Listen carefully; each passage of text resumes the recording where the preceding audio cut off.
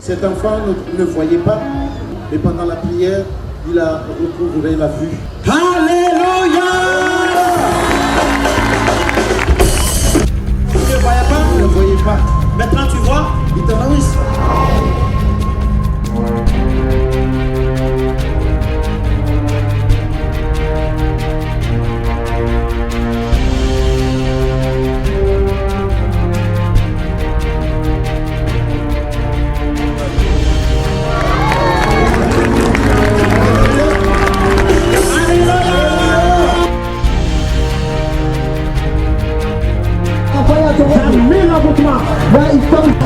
Je détruis les jeux de sorcellerie. J'enlève les blocages. J'enlève les blocages.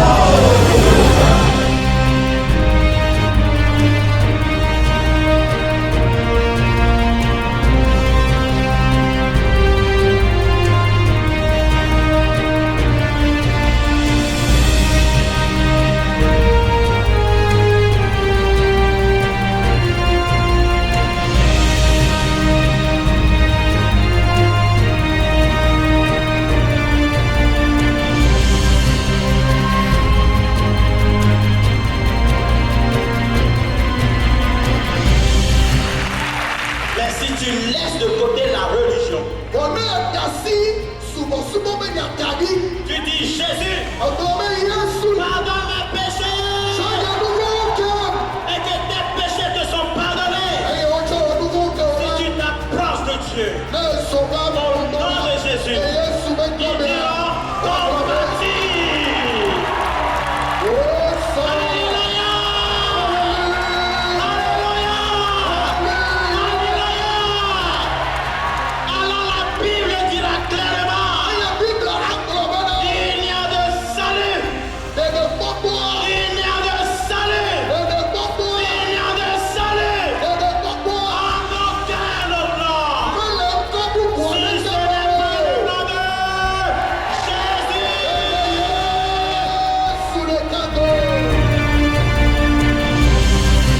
C'est l'importance de la connaissance du Messie.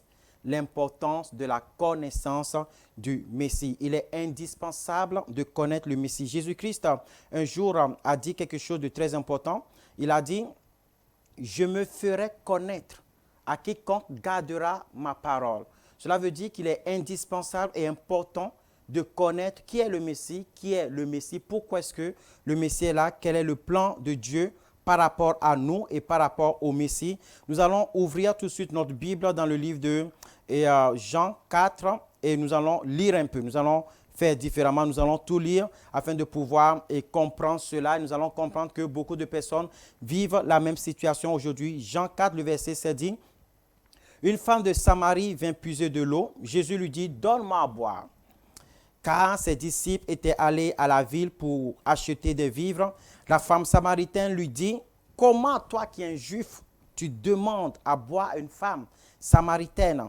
Les Juifs, en effet, n'ont aucune relation avec les Samaritains. Jésus lui répondit, « Si tu connaissais le don de Dieu et celui qui te demande à boire, c'est plutôt à toi qui lui aurais demandé à boire afin qu'il te donne de l'eau vive. » Alors, nous allons lire maintenant le verset 25. Voilà Jésus-Christ qui est avec une femme, d'accord? Et cette femme était venue au puits pour pouvoir puiser de l'eau à boire. Et Jésus demande à cette femme, « Donne-moi à boire. » Et cette femme dit, « Mais toi qui es juif, elle a reconnu que Yeshua était juif. Toi qui es juif, comment est-ce que tu peux demander à une femme samaritaine de te donner à boire? Parce qu'il n'y a aucune relation entre vous les juifs et nous. Donc pourquoi tu me demandes à boire? » Et Jésus lui dit, que tu sois samaritain ou pas, que tu sois juif ou pas, que tu sois de Galilée ou pas, que tu sois romain ou pas, ou que tu sois européen ou pas, que tu sois américain ou pas, quel que soit ton continent, quelle que soit ton origine, si tu savais le don de Dieu qui était à côté de toi, si tu savais que représente la personne du Messie à côté de toi, c'est plutôt toi qui lui aurais demandé à boire et lui, moi, j'aurais pu te donner une eau vive qui ne finit point. Et cette femme répondra plus tard, « Je sais que le Messie doit venir, celui qu'on appelle le Christ. Quand il sera venu, il nous enseignera toutes choses ou il nous annoncera toutes choses. L'importance de la connaissance du Messie. Voilà le Messie qui est à côté de cette femme, c'est-à-dire que cette femme avait la possibilité de tout avoir. Cette femme avait avec lui la possibilité, avec elle, la possibilité de tout avoir. Ce Messie Jésus-Christ qui va de lieu en lieu, Galilée, Capernaum, qui fait des miracles extraordinaires, qui attire la foule. Les gens veulent le toucher. On repousse ceux qui veulent s'approcher de lui. Les gens passent par derrière pour pouvoir seulement toucher le pan de son vêtement. Les gens sont honorés de l'accueillir auprès d'eux. Mais voilà tout simplement ce Messie qui est disponible là, qui est à côté de cette femme samaritaine et qui parle avec cette femme. Et cette femme ne réalise même pas quel est le privilège qu'elle avait avec elle. Cette femme ne réalisait pas qu'elle avait là tout le royaume de Dieu, toute la solution de ses problèmes, toute la solution de tout ce qu'il veut, tout ce qu'elle aurait pu vouloir, un mariage, des enfants, un mariage stable, tout simplement une stabilité dans sa vie. Elle ne réalisait pas que son entreprise pouvait désormais fonctionner. Elle ne réalisait absolument pas toutes ces choses. Pourtant, le Messie était, mais elle ne connaissait pas le Messie. Elle n'avait aucune connaissance avec le Messie. Elle n'avait aucune relation avec le Messie. Elle ne connaissait pas la personne du Seigneur Jésus. Alors elle dit, je sais que lorsque le Messie sera là, le Messie nous enseignera toutes choses. Le Messie vient du mot grec qui veut dire oint, l'onction de Dieu. Et nous savons ce que l'onction de Dieu fait. Nous le savons dans Ésaïe. La Bible dit quoi? La Bible dit, l'Esprit du Seigneur est sur moi, car l'Éternel m'a oint pour annoncer de bonnes nouvelles aux pauvres, pour libérer les captifs et pour annoncer une année de grâce. La faveur de Dieu accompagne le Messie. Alors, beaucoup de gens aujourd'hui sont sur la terre et ne connaissent pas le Messie. Et ils ne sont pas seulement sur la terre, mais ils sont aussi dans des églises, ils sont à côté de toi, ils sont tes voisins des fois, ils sont des fois le fils du pasteur, l'oncle du pasteur, ils sont des fois là, assis à côté de toi dans l'église et ils ne connaissent pas le Messie. Pourtant, l'objectif du Seigneur Jésus-Christ nous concernant n'est pas que nous soyons seulement guéris, n'est pas que nous soyons seulement délivrés, mais l'objectif du Messie, l'objectif de Dieu nous concernant est que nous puissions quitter un point A d'intelligence pour un point B. Nous puissions évoluer dans la connaissance de Dieu. Nous puissions évoluer dans la connaissance des principes du royaume de Dieu. Et voilà pourquoi Jésus-Christ emploiera un mot très important, rechercher. Ce n'est pas seulement chercher, mais rechercher d'abord, aspirer, désirer d'abord le royaume de Dieu et sa justice et tout le reste. Tout ce dont vous avez besoin vous sera accordé par-dessus tout. La femme a dit, je sais que le Messie doit venir, celui qu'on appelle le Christ, et quand il sera venu, il nous annoncera toutes choses. Il nous annoncera toutes choses. Et le premier point de l'objectif du Messie dans nos vies, d'accord, mis à part le fait que automatiquement nous avons le salut, mis à part le fait que automatiquement nous avons notre délivrance, nous avons notre bénédiction. Et comme je le disais jadis, ce n'est pas faux lorsqu'on nous dit, lorsque tu viens à l'église, tu seras délivré. Lorsque tu viens à l'église, tu seras guéri. Lorsque tu viens dans notre église, tes entreprises, tes affaires évolueront. Ce n'est pas du mensonge. Parce que la Bible même le dit tout simplement clairement, lorsque tu demanderas au Père en mon nom, je te le ferai, je l'accorderai. L'église est cet endroit où sont rassemblés les enfants de Dieu qui prient pour pouvoir obtenir un résultat. Alors, lorsque effectivement tu vas dans une église et qu'un groupe de personnes prie pour toi, ou même le pasteur ou la femme du pasteur, ou les hommes qui sont là, ou les femmes prient pour toi, Dieu peut te donner ce miracle. Oui, l'église est le meilleur endroit où tu peux te trouver pour pouvoir obtenir ton miracle. Oui, l'église est le meilleur endroit où tu peux être pour pouvoir avoir ta guérison, ta délivrance. Oui, tes besoins seront pourvus lorsque tu es à l'église. Mais l'objectif, mis à part ça, le Messie, Dieu ne l'a pas envoyé seulement pour que nos besoins soient pourvus. Le Messie n'est pas là seulement pour regarder à nos besoins. L'objectif de Messie serait vraiment une vanité ou vraiment quelque chose de petit si elle était seulement pour objectif de pouvoir à nos petits besoins. Dieu peut claquer le doigt, tu peux avoir un bébé. Dieu peut claquer le doigt, le cancer peut disparaître. Mais l'objectif de Dieu est au-delà de cela. L'objectif de Dieu est que tu sois métamorphosé dans ton intelligence, parce que ce que Dieu veut avec toi plus que tout, c'est d'abord que tu grandisses spirituellement, c'est d'abord que tu deviennes une personne importante du royaume. Dieu veut te donner la clé du royaume de Dieu. Voilà pourquoi il a envoyé le Messie. La femme a dit quelque chose d'important. Lorsque le Messie sera là, il nous enseignera toutes choses. Et moi, ce qui me fait de la peine,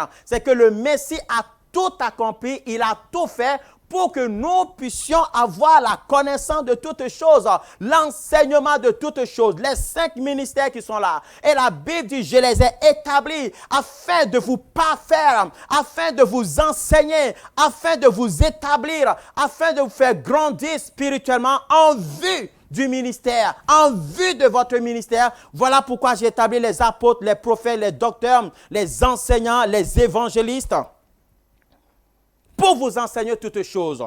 Et la Bible dit dans Matthieu 28, allez par tout le monde entier, prêchez la bonne nouvelle à toute la création, enseignez-leur tout ce que je vous ai prescrit. Cela veut dire que dans une église, cela veut dire que dans une communauté, l'objectif même, c'est que tous ceux qui viendront, tous ceux qui seront en contact avec le Messie puissent être enseignés. Cette femme avait le Messie, mais elle a méprisé le Messie. Elle a méprisé l'enseignement. Elle ne pouvait donc pas bénéficier complètement de la source de vivre. Elle était distraite, elle n'a pas eu la connaissance du Messie. Alors, ce que je veux te dire maintenant, c'est que lorsque tu vas à l'église, c'est vrai, c'est pour la protection, c'est vrai, c'est pour ton miracle, mais il faut que tu aimes l'enseignement. L'objectif du Christ, le mandat, le testament qu'il a laissé, c'est que nous puissions être enseignés. C'est que nous puissions avoir la parole de Dieu. Ouvre ta Bible avec moi maintenant et tu vas voir ce qui arrive souvent. Et Dieu en parle dans Deutéronome 32. Deutéronome 32, le verset 15, la Bible dit, Israël est devenu gras, il a régimbé, tu es devenu gras, épais et replet, et il a abandonné Dieu son Créateur, et il a méprisé le rocher de son salut. Ici, le mot hébreu utilisé qui symbolise le salut, c'est Yoshua. Yoshua qui veut dire tout simplement l'Éternel sauve. L'Éternel est mon salut. Yoshua. La Bible dit, par contre, tu as méprisé le rocher, d'accord, de son salut. Le mot, ici, il y a deux choses. Il y a le mot rocher qui est tour, qui vient du mot grec, hébreu, pardon, tour, qui veut dire quoi? Qui veut dire un lieu d'assurance. Qui veut dire tout simplement là où tu as quelque chose de sûr. Parce que ce même mot vient du mot tour qui veut dire confirmer. Qui veut dire tout simplement mettre en sûreté. Tour veut dire tout simplement mettre en sûreté. Il est l'assurance de mon salut. La sûreté. La sûreté de quoi? La sûreté du salut, le salut qui vient du mot hébreu qui est Yehoshua.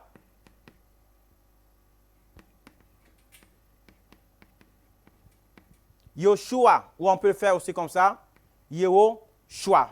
Yehoshua qui vient de ce mot Yeho qui veut dire Jéhovah, d'accord? Jéhovah, et Shua qui veut dire sauve, l'Éternel sauve. Alléluia. Donc, il est l'assurance de mon salut. Ici, nous avons deux choses que nous devons voir. Nous devons voir le mot la sûreté, la garantie et le mot salut. Le mot salut, dans le mot salut, nous avons notre secours, nous avons notre guérison, nous avons notre délivrance, nous avons nos besoins sont pourvus. C'est-à-dire que ce que je veux se trouve dans Yeshua. Ce que je veux, la délivrance dont j'ai besoin, se trouve dans Yeshua. La guérison dont j'ai besoin se trouve dans Yeshua. Alors, lorsqu'une personne me dit, viens dans notre église, parce que l'église est composée de Yeshua, ensuite des ministères, ensuite des chrétiens qui prient, et ensuite de la foule, c'est-à-dire des visiteurs. Les visiteurs viennent et ils sont à la demande de quoi? Chrétiens, priez pour moi. Apôtres, priez pour moi. Priez la solution pour moi. Alors, la solution se passe comment? La solution vient par le Seigneur Jésus. Nous adressons une prière à Jésus-Christ qui nous donne la solution, qui nous donne notre guérison, qui nous donne notre délivrance.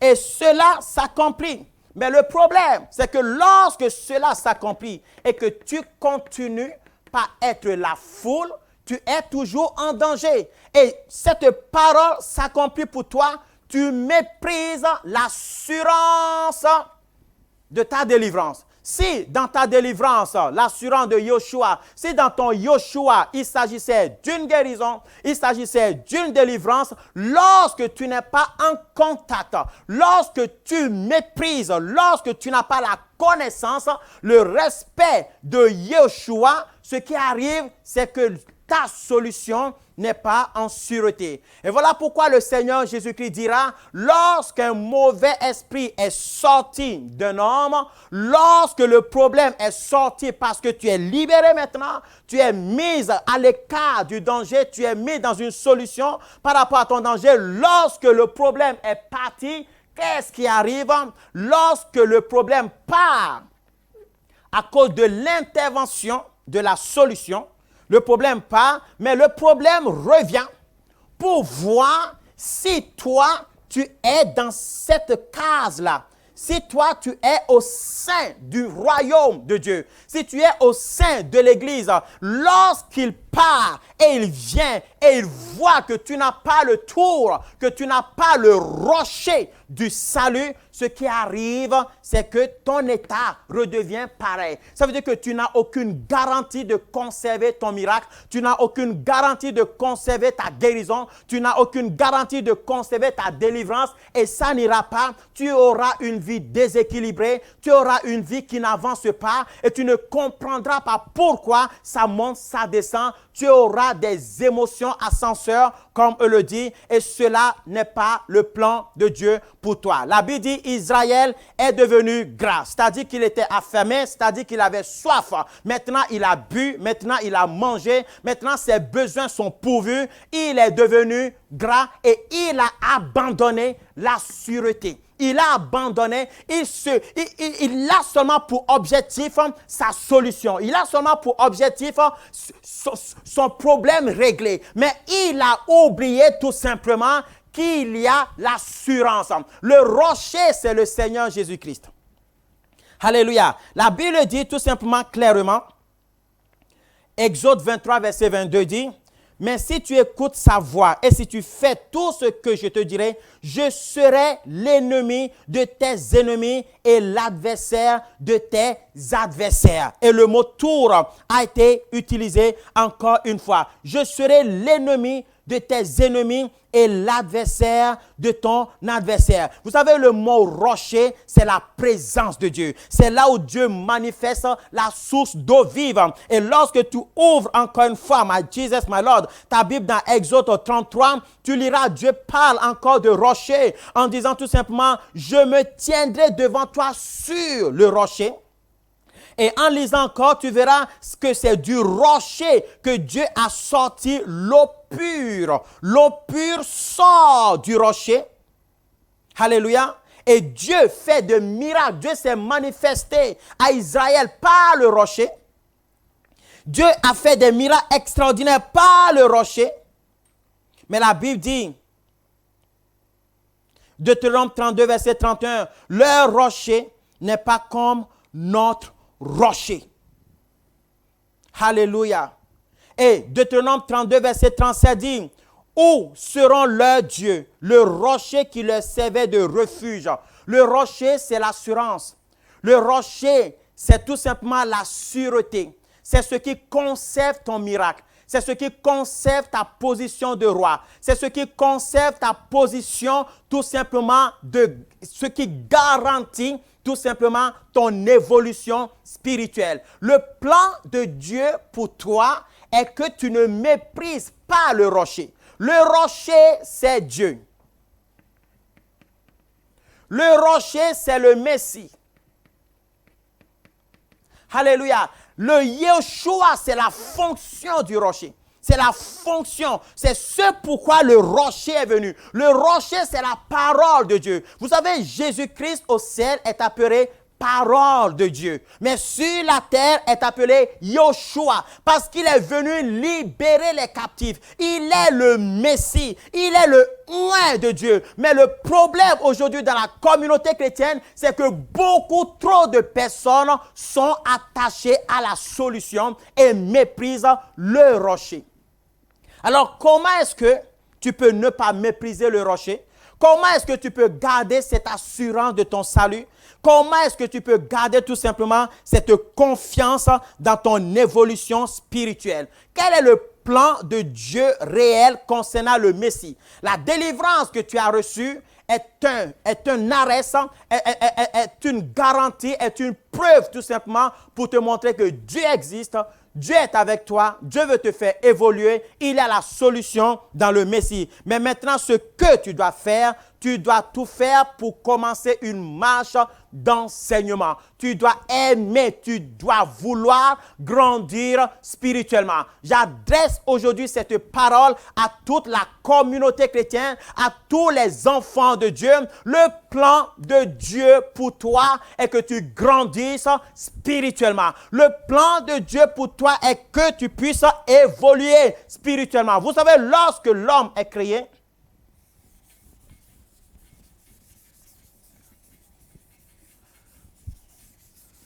l'homme est créé. La grande partie du fonctionnement de l'homme se trouve dans sa tête, la mentalité. Alors, je vais essayer de dessiner un cerveau. Voilà, la colonne vertébrale ici, la tête ici, voilà, de l'homme avec ses cheveux. Je ne suis pas un très bon dessinateur, mais je pense que tu arrives à comprendre ce que je suis en train de faire. Voilà, voilà la tête humaine. Il a le cerveau dedans. Vous savez, tout se passe dans la pensée. La pensée est nourrie par l'enseignement. La pensée est bâtie par l'enseignement. La pensée, c'est la personne réelle que tu es. La personne que Dieu veut que tu sois se trouve dans la pensée. La Bible dit, je connais vos pensées. Vos pensées ne sont pas mes pensées et mes voies ne sont pas vos voies. Parce que la pensée te conduit dans une voie. La pensée te conduit dans une mentalité. C'est la pensée qui fait ta personnalité. C'est la pensée qui fait ta mentalité, ta personnalité, ton éducation, tes rites, ta manière de fonctionner, ta manière de penser. Toutes ces choses se trouvent dans la pensée. Et c'est l'intelligence, c'est l'enseignement qui influence l'intelligence. C'est l'enseignement qui influence l'intelligence. L'intelligence influence les habitudes.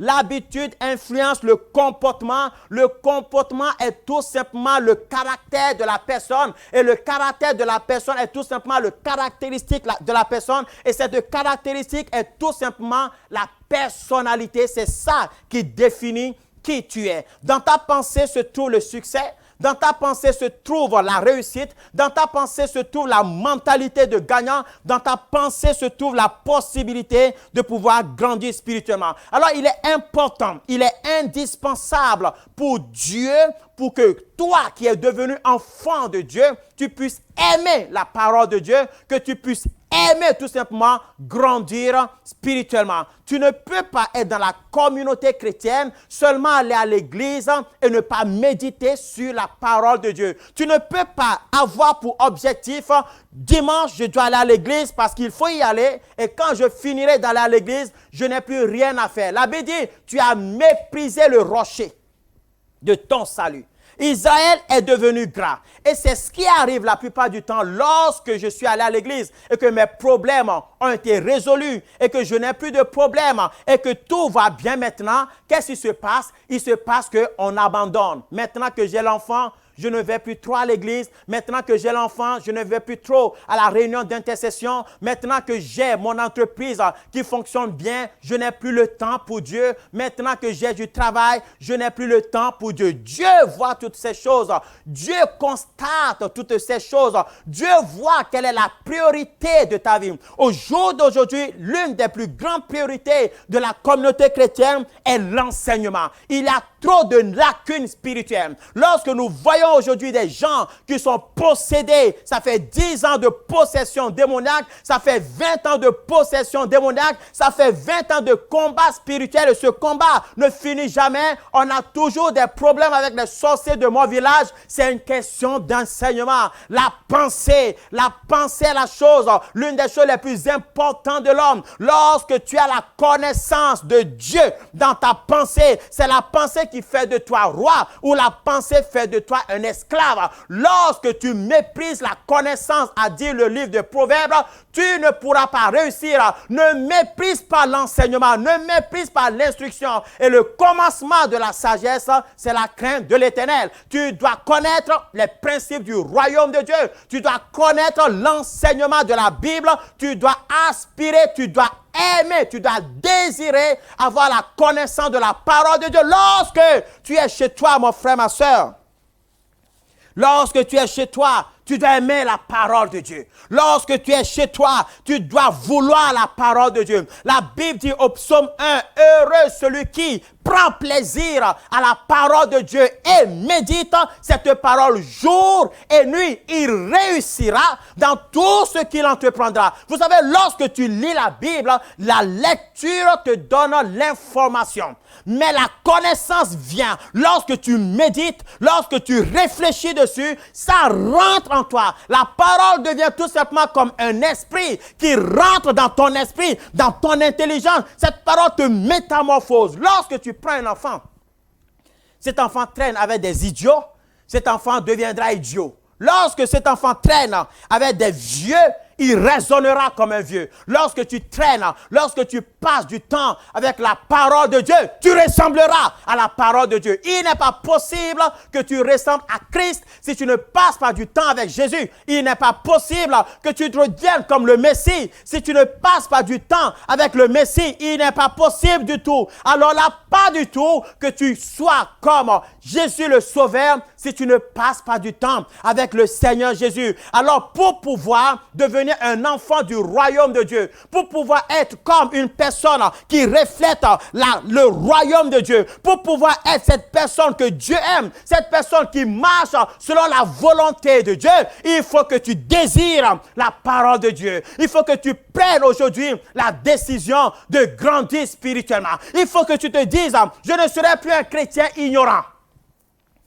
Il faut que tu te le dises. Je prends la décision aujourd'hui de ne plus être un chrétien ignorant. Je prends la décision aujourd'hui de grandir spirituellement. Je veux connaître la parole de Dieu. Je veux connaître les mystères de la parole de Dieu. Je veux l'enseignement. Je veux que la parole de Dieu me métamorphose. Je veux que l'enseignement me transforme et fasse de moi la personne que je veux que je sois. C'est seulement par l'enseignement que tu pourras être métamorphosé. La Bible dit soyez métamorphosé par le renouvellement de l'intelligence. L'intelligence est renouvelée par la parole de Dieu. L'intelligence est renouvelée par la connaissance du Messie. Tu dois arrêter de mépriser le rocher. Tu ne vas pas à l'église non seulement pour détruire tes ennemis. Tu ne vas pas à l'église pour tuer ta tante.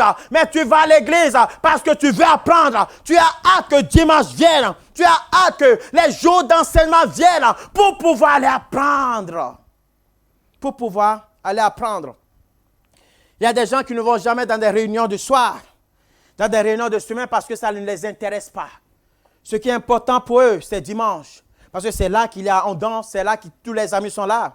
Non, nous n'aimons pas des enseignements dans les cellules de maison parce que le pasteur n'est pas là. C'est pas, ouais. Tu ne vas pas seulement pour l'onction. Tu ne vas pas pour le pasteur. Oh, tu vas pour la parole de Dieu. Même si ce n'est pas le pasteur qui prêche. Ce qui est important pour toi, c'est la parole qui sort. C'est l'enseignement. C'est ce que tu ne connaissais pas avant qui sort. Et c'est là, c'est sur ça que tu dois méditer. C'est sur ça que tu dois grandir. Cette femme a dit, quand le Messie viendra, il nous enseignera toutes choses. Cela veut dire que même en Samarie, dans tout Israël, dans le monde entier, on attend que le Messie arrive. On attendait que le Messie vienne parce que tout le monde savait que si le Messie est là, si le Messie arrive, nous tous, nous serons enseignés. Mais enseignés pourquoi? Pourquoi est-ce que le Messie est là, mon frère?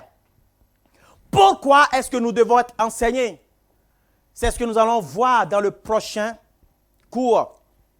Dans le prochain enseignement, nous verrons cela. Pourquoi est-ce que le Messie vient? Dans quelques instants, nous allons rentrer dans la suite. Pourquoi est-ce que le Messie est là? Pourquoi est-ce que je dois être enseigné? Pourquoi est-ce que c'est important pour Dieu que je sois enseigné? Pourquoi Dieu n'est pas content lorsque je méprise le rocher de mon salut? Il a bien dit, tu as méprisé mon frère, tu as méprisé ma soeur, le rocher de ton salut. Tu l'as méprisé, tu as méprisé Jésus. Ta relation avec Jésus, en réalité, c'est juste les intérêts que ça t'apporte. En réalité, tu n'as rien à faire de la personne du Seigneur Jésus. Tu n'as rien à faire des ministères. Tu n'as rien à faire de l'œuvre de Dieu. Oh mon Dieu, ma Jesus, my Lord. La Bible le dit tout simplement, clairement. Tu es devenu gras. Tu as eu ce que tu voulais et tu as irrité l'Éternel. Ce qui se passe aujourd'hui dans la communauté chrétienne, c'est quoi? Ce que Dieu est irrité parce que là où tu devais être, tu ne l'es pas. Parce que là où tu devrais être, mon frère, tu ne l'es pas. Tu n'as pas la position convenable. Tu n'as pas l'intelligence du royaume comme il fallait. Tu es un déséquilibré spirituel. Tu es une personne non positionnée spirituelle. Et le plan de Dieu n'arrive pas à s'accomplir dans ta vie. Et Dieu n'arrive pas à t'utiliser. Tu dois aimer le Messie. Tu dois connaître le Messie. Et le prochain point, nous allons voir comment les sources d'eau vive doivent couler de toi. Le Messie est là. C'est plus que la délivrance. C'est plus que la guérison. Mais le Messie est là pour que tu deviennes une source de bénédiction pour les nations. Aussi longtemps que tu n'as pas encore atteint cette position spirituelle, alors là, tu as encore du travail à faire. Mais c'est tout simplement facile. Aime l'enseignement et tu seras ce que Dieu veut que tu sois. Au nom de Jésus-Christ de Nazareth. Amen.